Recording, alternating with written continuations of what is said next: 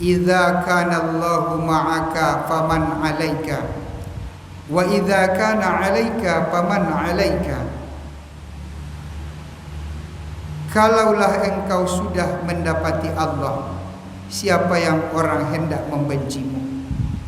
Tapi kalau Allah membencimu, siapakah yang dapat untuk menolongmu?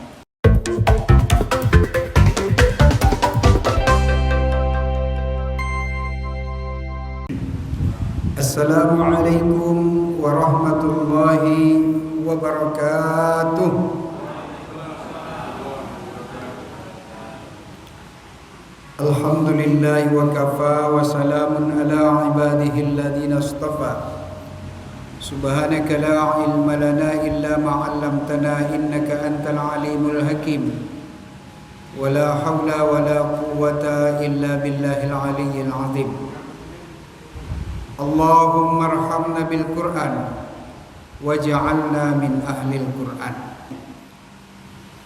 Bersyukur kita kepada Allah Subhanahu wa taala dengan mengucapkan alhamdulillahi rabbil alamin. Salawat salam kepada baginda Rasulullah sallallahu alaihi wasallam dengan ucapan Allahumma salli ala sayyidina Muhammad wa ala ali sayyidina Muhammad. Seperti janji Nabi, siapa yang salawat satu kali maka Allah bersalawat kepadanya 10 kali.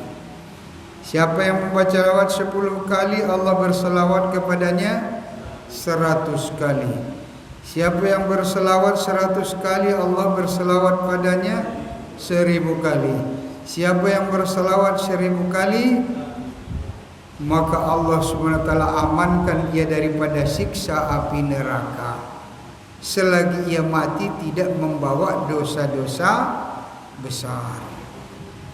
InsyaAllah kajian kita malam ini sampai menjelang Isya nanti, 4 langkah untuk mendapatkan Allah. 4 langkah untuk mendapatkan Allah. Saudara-saudaraku, apakah manfaatnya kalau kita dapatkan Allah? Yang pertama, dalam hadis kudusi Allah berfirman, Idza wajadtani wajadta kulla syai', idza faqadtani faqadta kulla syai', wa ana khairum min kulli syai'. Idza wajadtani, kalau kamu dapati aku. Hadis kudusi. Kalau kamu dapati aku, wajadta kulla syai', kamu dapati segala-galanya. Wa idza faqadtani, tapi kalau kamu kehilangan aku, kamu akan kehilangan segala-galanya. Wa ana khairum min kulli syai', saya lebih baik daripada segala-galanya. Kalau kita pun besar pangkatnya, besar gajinya, banyak hartanya, tinggi martabatnya, besar pengaruh dan wibawanya, itu tidak ada jaminan untuk menyelamatkan kita dunia dan akhirat. Tapi kalau kita dapatkan Allah, apapun latar belakang kita, baik kita sebagai rakyat biasa, baik kita ini tidak punya pengaruh, bukan punya kedudukan, bukan punya kekayaan yang banyak, bukan punya ilmu yang banyak, tapi kita punya Allah, maka hati kita akan menjadi tenang. Tanda hatinya tenang, tanda hatinya insyaAllah nanti di akhirat dia akan bahagia. Karena dikatakan ad-dunya dhillul akhirah, dunia ini bayangan daripada akhirat. Kalau dunia ini hatinya selalu tenang, insyaAllah itu alamat nanti ke akhirat dia pun akan tenang. Jadi hati itu, hati yang tenang apabila ada yang maha besar, maha agung di dalamnya, yang memberi ketenangan yang betul. Benda tidak boleh beri ketenangan. Yang mempunyai ketenangan itu adalah Allah. At-tahiyyatul yang kita baca dalam solat. Mari, at-tahiyyatul. Apa artinya? At-tahiyyatul. Tahiyat itu artinya penghormatan. Tahiyatul masjid, penghormatan kepada masjid. At-tahiyyatul, semua kehormatan. Thayyibatut, segala. At-tahiyyatul mubarakatus, segala. Mubarakatus, segala kemuliaan. Sholawatut, segala kebaikan. Thayyibatu lillah, segala kebaikan bagi Allah. Sholawatut, segala kebahagiaan. Thayyibatu, kebaikan. Lillah, milik Allah. Jadi kehormatan, kemuliaan, kebahagiaan, kebaikan itu adalah milik Allah. Jadi Allah tidak akan bagi bahagia orang yang di hatinya tidak ada kebesaran Allah. Jangan salah pandang, walaupun orang itu kaya raya, hartanya di mana-mana, susah mengkalkulasinya, di mana-mana ada kekayaannya, jangan salah kira dia tenang. Wallah, hatinya tidak akan tenang, sebab kebesaran yang memberikan ketenangan tidak ada di dalam hatinya. Nampaknya tenang, tapi banyak susahnya. Jadi kalau keuntungan kita dapat Allah, kita akan tenang. Wa idza faqadtani faqadta kulla syai'. Kalau kamu kehilangan aku, kata Allah, kamu kehilangan segala-galanya. Kalau Allah sudah hilang, pikiran pun tidak enak, kacau balau. Wa ana khairum min kulli syai'. Saya lebih baik daripada segala-galanya. Ada dikatakan juga dalam sebuah syair.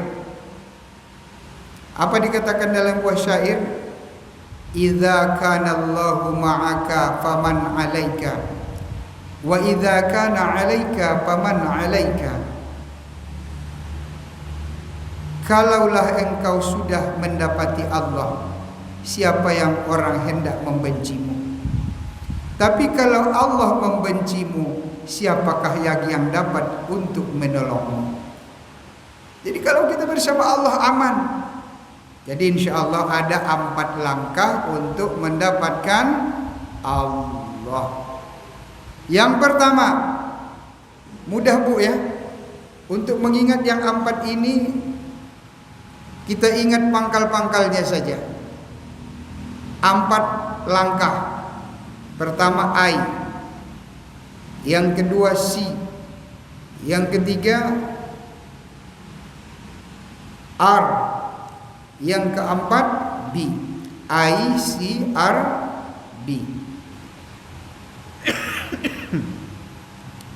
Kita ulang ya. I, C, R, B. Apa I-nya ini? I-nya itu adalah ingin. Ingin. Langkah yang pertama kalau kita mau dapatkan Allah, pertama ada rasa ingin untuk mendapatkan Allah. Ini yang pertama. Keinginan itu biasanya datang dalam diri kita melalui 3 perkara. Pertama sekali dengan melihat. Ya Bu ya, dengan melihat. Kadang-kadang baru melihat langsung ingin.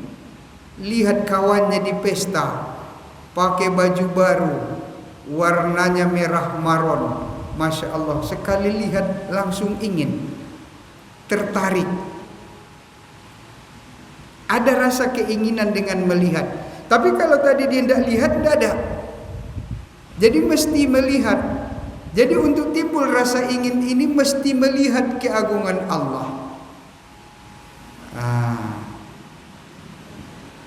Kan ada dulu penyanyi legendaris Indonesia tahun 70-an, almarhum Abdul Rafiq.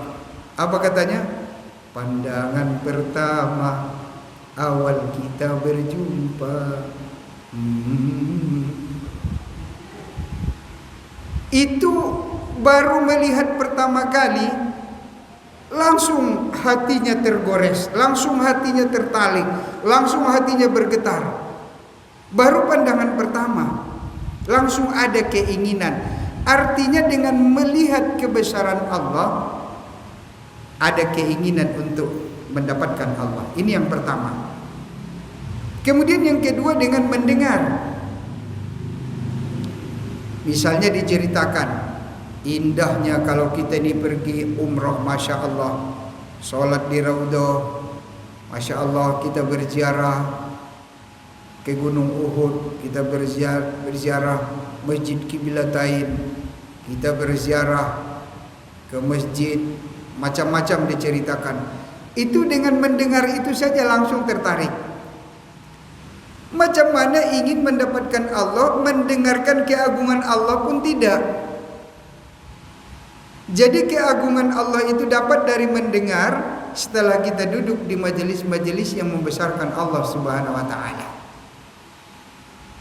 Yang ketiga, dapat rasa ingin ini setelah kita tahu nilainya. Setelah dia tahu nilai iman, nilai dekat dengan Allah, maka dia pun ada rasa ingin dekat dengan Allah Subhanahu wa taala.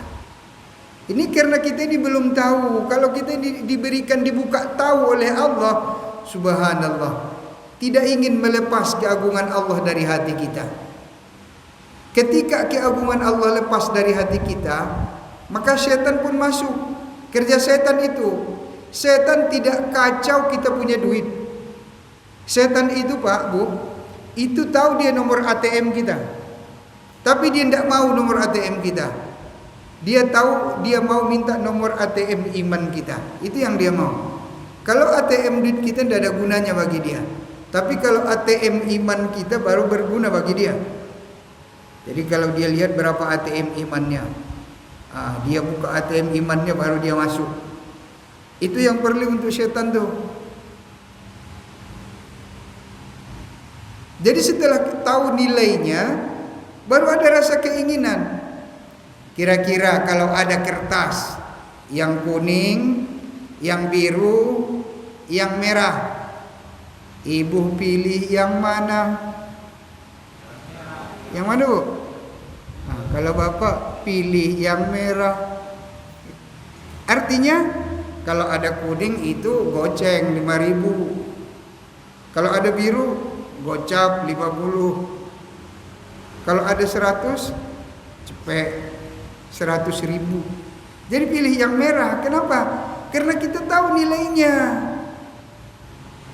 Kalau ada duit kuning, biru, merah, pastilah kita pilih yang merah. Karena kita tahu nilainya. Karena kita tidak tahu nilainya dekat dengan Allah Subhanahu wa taala, makanya tidak ada rasa ingin kita untuk dapatkan Allah. Dua penyakit manusia ini, kalau berubah dua ini jadi obat, maka manusia ini akan selamat. Pertama apa? Keinginan manusia ini untuk materi dan untuk kebendaan.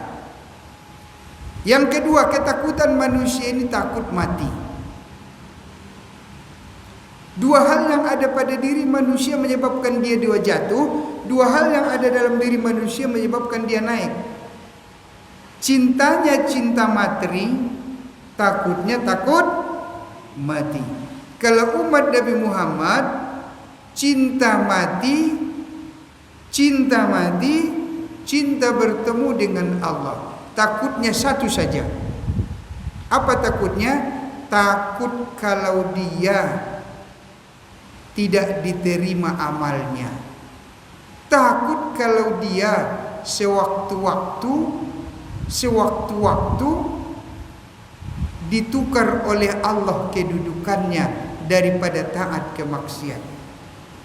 Syekh Abdul Qadir Al-Jailani pernah berjalan dengan muridnya. Maka jumpalah satu orang pemabuk. Maka pemabuk ini menghadang rombongan Syekh Abdul Qadir Jailani. Dia pun bertanya. Syekh Abdul Qadir berhenti. Oh Tuan Syekh, apa itu? Kata Syekh Abdul Qadir. Apakah Allah itu mampu menukar keadaanku yang pemabuk ini menjadi orang yang taat. Apakah Allah itu mampu? Abdul Qadir tersenyum menjawab, iyalah, pastilah Allah mampu kalau menukar engkau menjadi orang taat. Maka dia bertanya yang kedua, Tuan Syekh, apakah Allah mampu menukar ahli maksiat menjadi orang taat seperti Tuan Syekh? Ya, sangat mampulah, kata Syekh Abdul Qadir. Yang ketiga dia bertanya, Tuan Syekh, mampukah Allah menukar posisi Tuan Syekh menjadi posisi orang yang bermaksiat seperti saya? Menangis Syekh Abdul Qadir Jailani. Murid-muridnya pun terheran. Tuan Syekh, kenapa Tuan menangis? Ada apa Tuan? Dia masih menangis. Tuan Guru, kenapa Tuan Guru menangis? Maka Abdul Qadir bertanya, pertanyaan yang ketiga tadilah yang membuatku menangis. Kenapa Tuan Guru?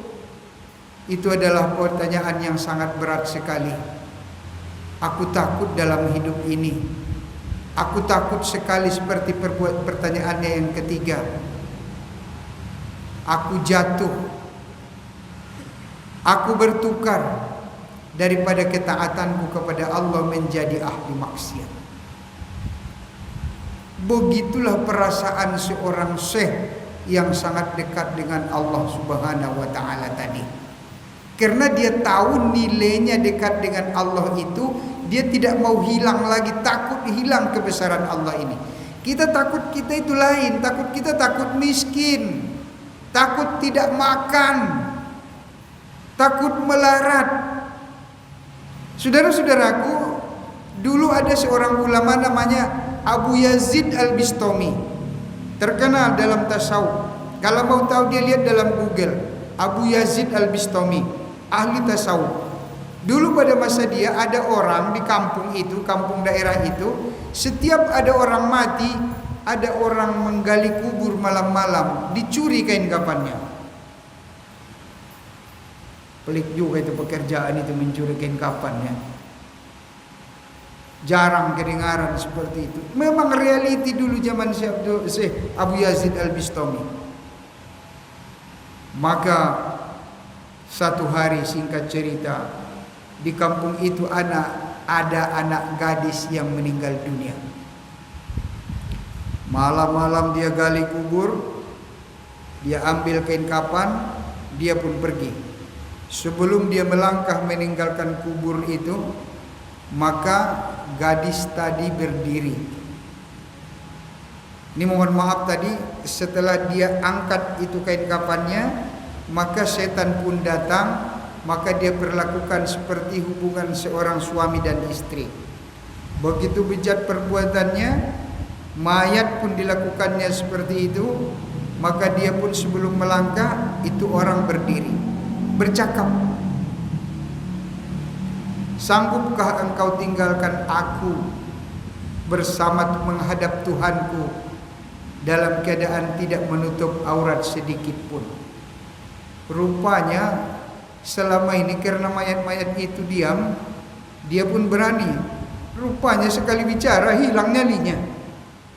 Langsung dia berdiri, dilemparkannya kain kafannya.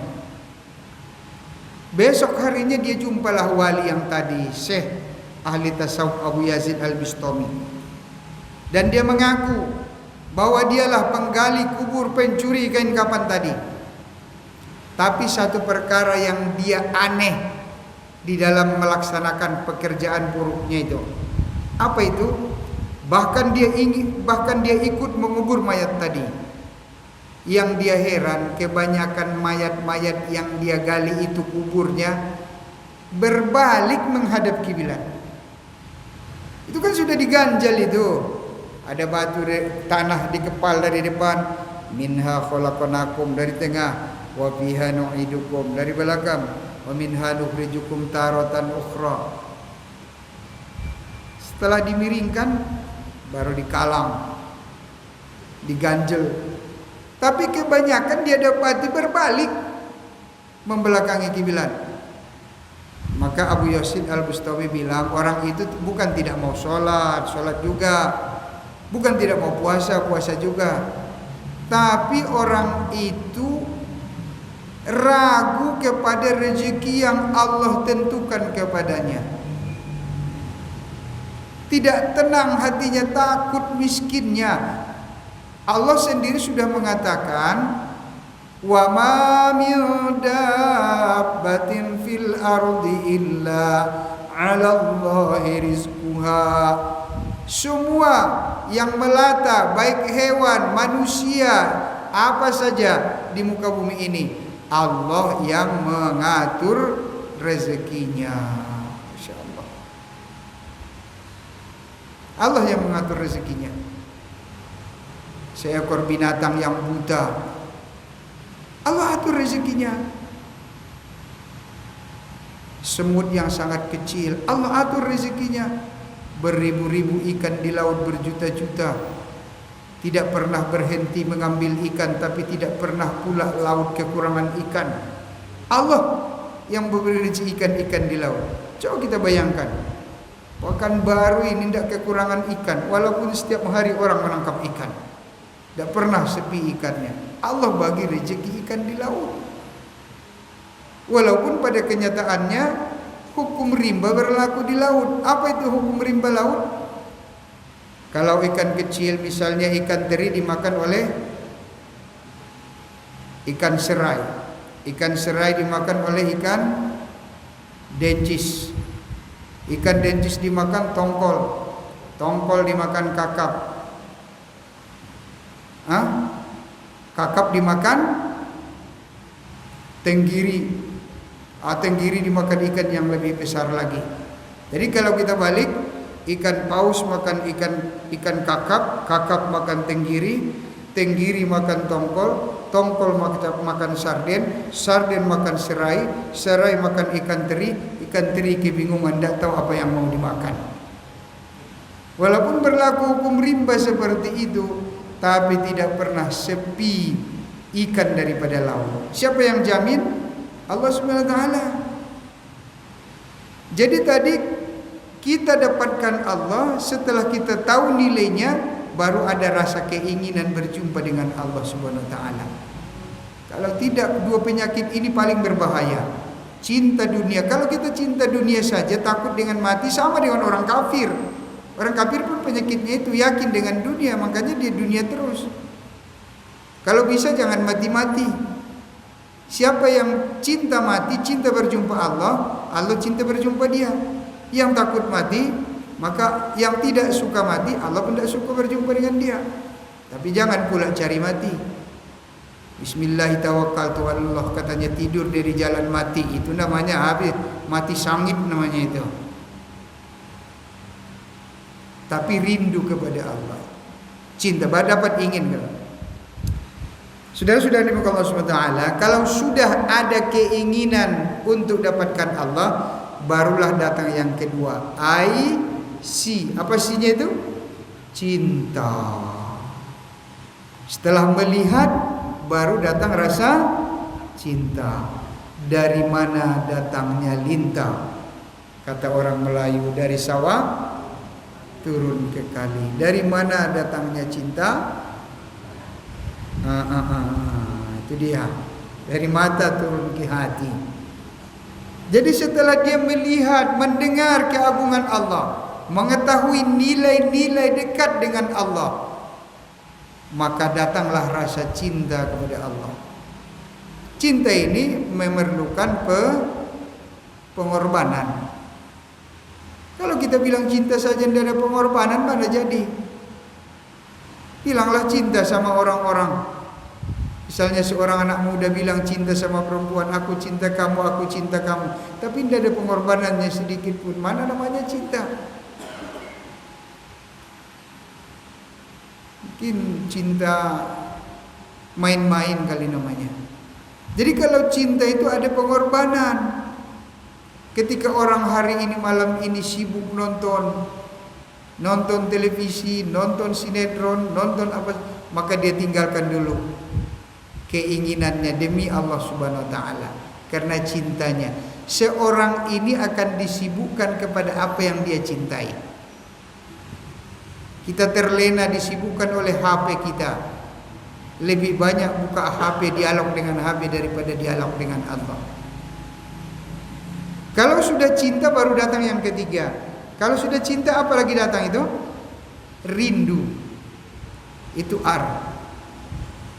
Kalau sudah rindu, Masya Allah, bagaimana tanda-tanda orang yang rindu?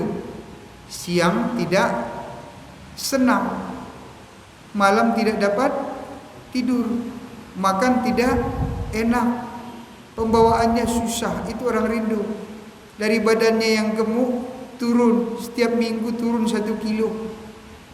Itu karena rindu. Tapi yang disebut rindu itu apa? Ini mohon maaf, saya ceritakan satu contoh. Ini satu orang suami mempunyai istri 2. Ini kalau kebetulan ada di sini, bukan Indo yang saya maksudkan, ya.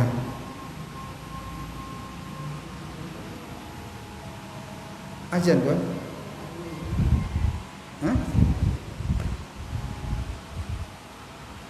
Ini contoh yang singkat saja. Satu orang mempunyai istri 2 orang. Maka ketika si suami pergi kerja, maka yang muda bilang, "Bang, jangan lama-lama kerja bang, aku rindu sama abang." Coba nanti dijawab ya, siapa yang betul-betul rindu? Siapa yang betul rindu? Yang muda bilang, "Bang, jangan lama balik bang, aku rindu." Maka dia pun lepas abangnya pergi kerja, dia pergi tempat tidur, nangis 1 harian. "Bang, aku rindu bang, rindu, aku rindu bang." Itu saja zikirnya selagi abangnya pergi kerja. Yang tuanya tidak. Semenjak suaminya pergi kerja, tidak ada bilang rindu sekalipun. Tetapi dia apa? Tapi dia masak, dia cuci pakaiannya, dia bersihkan rumah, dia urus anak-anak, tidak bilang rindu sekalipun. Sedangkan yang muda tadi sudah 1 gelas air matanya keluar. Siapa yang rindu di situ sebetulnya? Yang tua apa yang muda? Tentulah yang tua. Karena dia buat implementasi daripada rindu itu sendiri. Bukan cakap saja, aku rindu Allah, tapi tidak pernah datang masjid. Aku rindu Allah, tidak pernah sholat berjamaah. Jadi kerinduan itu membuat kita tidak tenang kalau kita tidak sentiasa bersama Allah. Itulah yang keempat B-nya itu, bersama Allah selalu. Kalau sudah bersama Allah, amanlah. Kalau satu orang misalnya bersama presiden, walaupun dia orang biasa, pasti dia terhormat. Kenapa? Karena dia bersama presiden. Satu orang kalau sudah bersama Allah, pasti dia mulia, karena dia bersama yang maha mulia. Jadi kesusahan dalam hidup ini pasti dia jauh dari Allah. Masalah dalam hidup ini pasti dia jauh daripada Allah. Ketidaktenangan pasti karena hubungannya dengan Allah tidak baik. Jadi untuk dapat Allah, maka pertama sekali ada keinginan, kemudian yang kedua ada cinta, yang ketiga rindu kepada Allah, kemudian bersama Allah Subhanahu wa taala. Semoga dengan ingin, cinta, rindu dan bersama Allah menjadi kita orang-orang yang mendapatkan Allah Subhanahu wa taala. Semoga Allah mudahkan. Terima kasih atas semua perhatian, mohon maaf atas semua kesalahan. Subhanallah bihamdihi, subhanakallahumma bihamdika, asyhadu an la ilaha illa anta astaghfiruka wa atubu ilaik. Assalamualaikum warahmatullahi wabarakatuh.